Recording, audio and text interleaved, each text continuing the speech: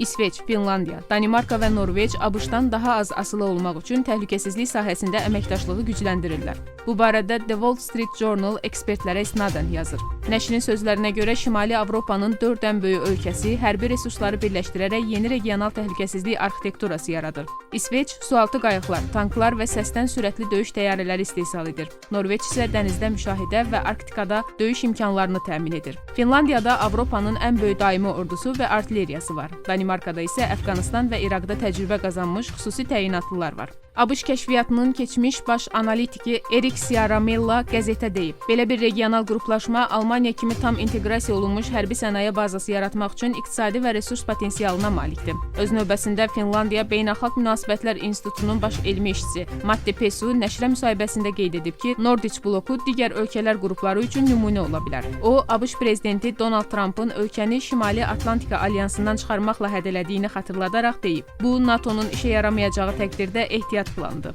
Xatırladaq ki, 2023-cü ildə İsveç, Finlandiya, Danimarka və Norveç hava qüvvələrini birləşdirərək birgə hava qüvvələri komandanlığı yaradıblar. 2024-cü ildə isə Nordic müdafiə əməkdaşlığı çərçivəsində 2030-cu ilə qədər ümumi müdafiə konsepsiyası hazırlayıblar.